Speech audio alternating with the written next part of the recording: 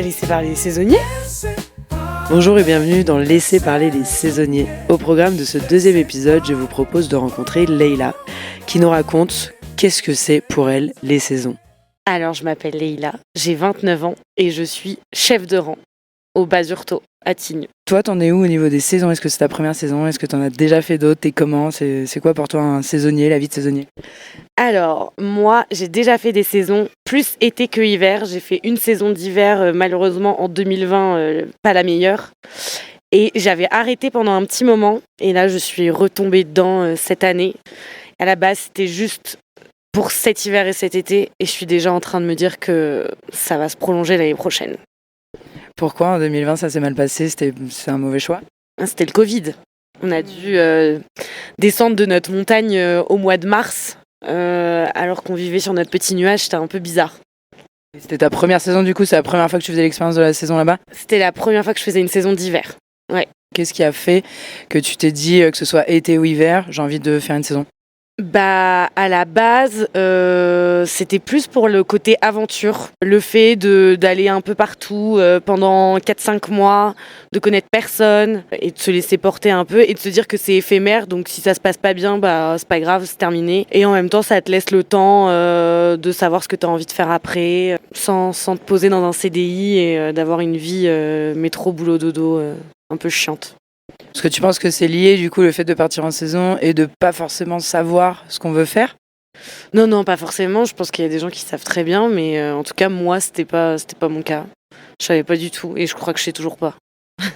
On verra ce que la vie m'offre, les opportunités, ce que ça m'ouvre à l'intérieur de moi. Voilà. Et du coup, au final, là, on est en 2025, donc 5 années après, donc tu as fait ta saison en 2020, ta première saison d'hiver, tu en avais fait d'autres en été. C'est quoi ton constat, justement, sur est-ce que la saison te permet de te trouver, soit dans la vie, soit de te trouver une carrière ? Bonne question. J'ai un peu la question du moment. Est-ce que ça me perd plus ou est-ce que ça me conforte dans l'idée ? En tout cas, pour le moment... ça me donne toujours envie de continuer de voyager et d'avoir ce mode de vie-là. Je me vois pas me réinstaller dans un appart, avoir un CDI ou alors commencer tout de suite à monter ma propre boîte. J'ai encore envie de continuer ces expériences qui sont quand même très enrichissantes humainement parlant. Puis d'avoir un cadre de vie toujours exceptionnel. Parce que c'est ça aussi les saisons. Tu parles de CDI et tout ça, toi c'est quelque chose que tu as eu avant, un CDI, un appart et tout, où tu as été dans cette vie stable ? Ouais, j'ai eu un premier CDI à Paris. J'étais chef de projet événementiel et j'ai pété une durite et puis je suis partie en saison. C'est à ce moment-là où je suis partie en saison d'hiver parce que j'en pouvais plus, que je me rendais compte que c'était pas dans ça que je me complaisais et que mon bonheur se faisait. Et puis après le Covid, je suis revenue un peu aussi dans un CDI dans la restauration pendant 2 ans et pareil au bout de 2 ans à rester dans ma ville de naissance, en fait non. J'ai plus envie de ça, j'ai envie de voyager. En fait, le constat est toujours le même. À chaque fois que je me réinstalle, j'ai envie de repartir. C'est où ta ville de naissance ? Tours. La première saison que tu as faite, comment tu savais ce que c'était une saison ? Comment tu savais que ça existait ? Tu sais, il y a des gens qui sont pas du tout entourés par des gens qui font des saisons, enfin qui sont pas liés à ça. Comment toi, c'est quoi ton expérience à toi par rapport à ça ? Moi déjà, j'ai fait l'école hôtelière. Donc très vite dans les expériences qu'on nous rapporte de gens, des intervenants ou des choses comme ça, il y a vraiment beaucoup de gens qui ont fait des saisons. Donc déjà c'est comme ça que tu commences à les apprendre. Et puis moi à l'époque, les stages, c'était en juillet-août. Donc en fait on côtoyait aussi des saisonniers dans nos stages. Et c'est comme ça que j'ai su ce que c'était une saison. On a souvent des intervenants, des anciens élèves qui viennent raconter leur parcours. Et donc, forcément, comme dans la restauration, il y a plein de parcours différents, mais il y a aussi des gens qui sont passés par les saisons, soit qui continuent de les faire, soit c'était juste un passage et voilà. Mais du coup, oui, c'est comme ça que ça m'a ouvert un peu l'idée de partir en saison. Et puis j'avais ma meilleure copine aussi qui faisait ça, donc je l'ai suivie. Toi, t'en connais beaucoup du coup des gens qui font des saisons ? Moins maintenant, parce que je vieillis. Et donc forcément, 29 ans, il y a quand même des gens qui ont fait beaucoup de saisons et qui maintenant ont envie de se poser. Mais oui, j'ai connu pas mal de gens qui faisaient des saisons, ouais. Donc on revient à cette fameuse question, est-ce que du coup, il y a un âge pour faire des saisons ? Je pense pas. Je pense pas. Ici, on est la preuve vivante. On a de tout âge dans ce restaurant. Non, je pense que ça dépend juste de ton état d'esprit, de la façon dont tu vois la vie, peu importe l'âge. Et est-ce que pour toi, il y a une différence entre une saison d'été et une saison d'hiver? Oui. Oui, je trouve. En fait, la saison d'été, souvent, on arrive dans des villes où il y a des habitants, où il y a déjà une vie à l'année. Alors que la plupart du temps, en saison d'hiver, même si, par exemple, à Tignes, il y a quand même beaucoup de locaux, on arrive quand même, on vient remplir la station et l'animer hors juillet-août. Sinon, le reste de l'année, j'imagine qu'il n'y a pas énormément de monde. Et on est tous loin de notre famille, loin de... c'est vraiment l'atmosphère en saison d'hiver est vraiment différente. La neige, je sais pas expliquer, mais il y a une atmosphère qui est vraiment, vraiment différente que l'été. Ouais. T'as une préférence? Je préfère l'hiver. Pourquoi? C'est plus fun. C'est plus fun, les gens sont plus cool. Ouais, je sais pas. Puis la neige, j'aime la montagne aussi. Faut le dire. Ce serait quoi, toi, tes arguments pour donner envie aux gens de faire soit l'un, soit l'autre? Honnêtement, il faut faire les deux et essayer. Ça dépend de chacun. Même moi, j'ai du mal à choisir. Donc, faut faire les deux, essayer, si on s'en sent capable. Parce que c'est quand même des vies qui sont... on est loin de notre famille.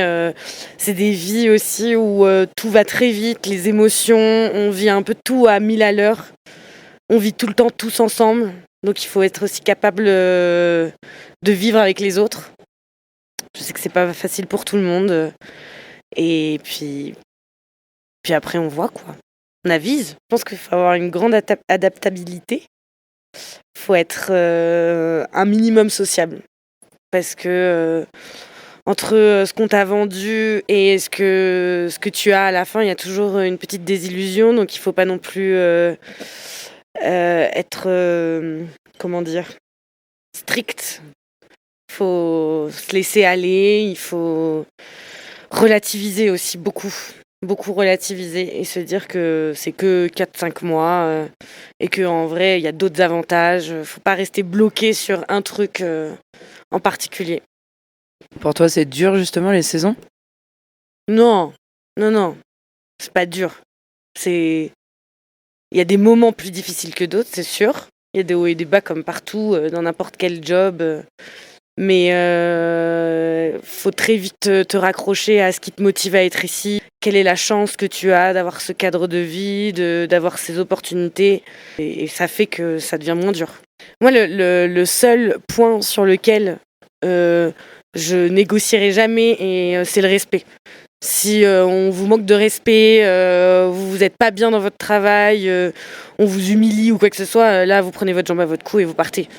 Même si c'est que 4 mois, personne n'a le droit de vous traiter comme ça. Et c'est la seule raison pour moi sur laquelle voilà. Et après, toujours dans une saison, vous êtes dans un petit endroit, c'est simple de partir et d'aller trouver un autre patron. Il y a toujours d'autres opportunités. Partir de l'endroit, c'est total. C'est peut-être un peu dur, mais changer de job, c'est une possibilité et qu'il ne faut pas négliger. Toi, c'est une expérience que tu as vécue en tant que saisonnière, qu'on te manque de respect? Oui, forcément. La restauration, je pense que tout le monde sait que ça a ses hauts et ses bas. Je pense que tous les gens qui ont travaillé dans la restauration sont tombés sur des gens un peu moins sympas. Ça m'est arrivé. On en ressort, c'est nul de dire ça, mais on en ressort un peu plus fort. Enfin, on sait surtout ce qu'on n'acceptera plus. Et pour autant, faut pas se dégoûter du métier parce que tout le monde n'est pas comme ça. On peut tomber sur des équipes absolument géniales. Il suffit de bien s'orienter, de savoir ce qui nous plaît, où on veut aller, dans quel type de resto, et je pense que tout le monde peut y trouver son compte. Il y a aussi des gens qui ça dérange pas de se faire insulter tous les jours. Moi personnellement, c'est pas trop mon truc. Pour toi, il y aurait quoi à améliorer pour que les saisonniers soient plus valorisés? Je trouve que déjà depuis le Covid, il y a eu quand même beaucoup de valorisation parce qu'il y a eu une grosse pénurie de saisonniers juste après le Covid. Là, ça revient un petit peu. Mais la valorisation, on va pas se le cacher, hein, c'est des choses auprès des nouvelles contraintes sur le chômage, tout ça, qui sont quand même très compliquées sur les fins de saison. Mais bon, ça malheureusement, c'est pas les patrons qui changent. Après, les salaires ont quand même été revalorisés. Je trouve que les logements aussi, il y a du mieux. Après, c'est sûrement pas partout, hein, il y a sûrement des exceptions. Mais je trouve que par rapport à avant, je le vois comme quand j'ai postulé là pour cette saison, quand même beaucoup plus de respect envers le saison. On est moins du bétail, quoi. Après, il y a toujours des endroits où on sera toujours un numéro, mais je trouve quand même que l'humain est revenu un petit peu au centre de tout ça, alors qu'avant, c'était quand même compliqué, hein. Toi, tu as vraiment ce sentiment-là que ça va dans le bon sens. Oui, je pense que depuis le Covid, vraiment, ça va dans le bon sens. Même d'une manière générale, que ça soit en saison ou dans la restauration en général, je trouve que ça va quand même dans le bon sens. Tu as dit que tu faisais des saisons d'été et d'hiver. Du coup, dans ces moments creux entre les saisons, tu fais quoi? Là, cette année, c'est un peu particulier parce que je reviens d'1 an et demi au Canada, donc j'ai perdu tous mes droits. Donc j'espère que là, entre la saison d'hiver et la saison d'été, ça va pas durer trop longtemps parce que j'aurais clairement pas le droit au chômage. Mais sinon, avant, je profitais pendant 1 mois ou 2 de mon petit chômage. Je visitais mes amis, ma famille, ceux qui m'ont manqué pendant ces mois-ci, et puis je repartais en saison. Là, ça va sûrement être que 3 semaines au lieu de 1 ou 2 mois. Pour toi, c'est essentiel justement de pouvoir avoir le chômage quand tu sors d'une saison? Oui, pour moi, c'est essentiel pour chacun de pouvoir.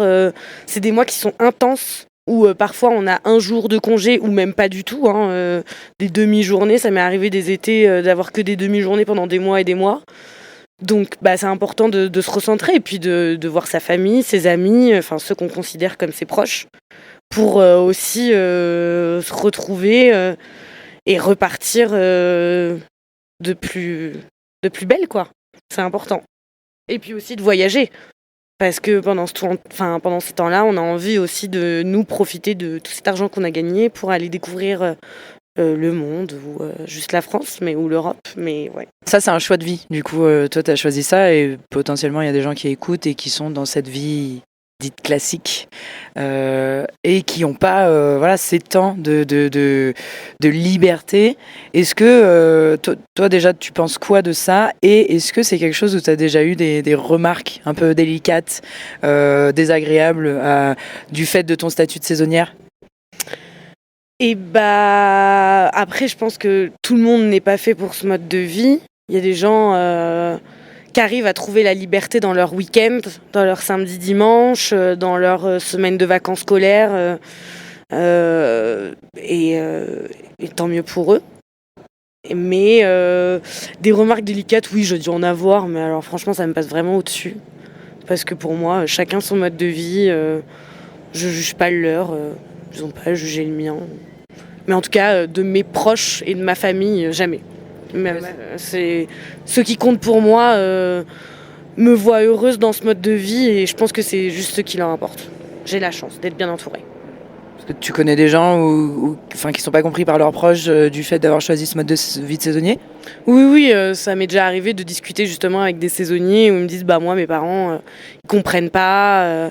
Et je vois aussi mes parents au début ont été un peu inquiets quand j'ai quitté mon super poste à Paris pour leur dire je retourne serveuse en saison. Au début, ils ont fait un petit hic. Et puis en fait, quand ils ont vu que j'étais heureuse comme ça et que en fait à Paris, j'étais malheureuse, ils ont accepté. Parce qu'ils veulent juste mon bonheur. Mais le saisonnier, c'est lié aussi beaucoup à la fête.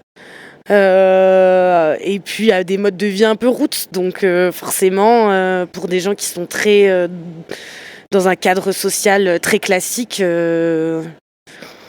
ça leur paraît un peu fou. C'est lié aussi à des vieilles images du Club Med, des trucs comme ça, des années 80, 90, des images qu'on a vues dures de la restauration, où on pense que tout le monde est alcoolique ou drogué, voilà. Mais bon, mais comme partout, je veux dire, dans n'importe quel job, n'importe quelle société, il y a des gens qui boivent pas d'alcool et qui font pas la fête et qui le week-end vont faire des balades en forêt, et d'autres qui vont en rave tous les week-ends. C'est juste que vous le savez pas. Parce que chacun a sa vie privée et qu'on n'est pas obligé de la déballer. Là, c'est juste que tout se mélange un peu en saison, la vie privée, la vie plus... Enfin, tout est mélangé, donc oui, forcément, on est un peu plus au courant de ce que les gens font. Puis c'est tout petit, donc on se connaît tous. Alors, le meilleur moment, je dirais que c'est le début. Après la première semaine, quand les matchs sont un peu tombés, que tout le monde a laissé passer un peu sa vraie personnalité, tout le monde apprend à se connaître.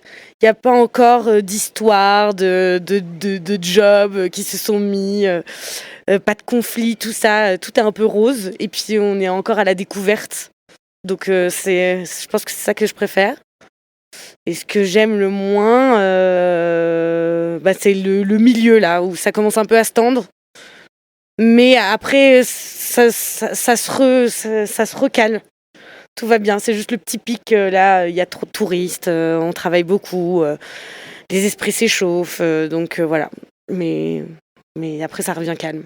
J'adore la fin aussi, quand il reste plus que les saisonniers. Juste la montagne pour nous, ça c'est cool. Tout le monde ferme, à faire les fermetures à droite, à gauche, de tous les bars et les restos, ça c'est vraiment cool.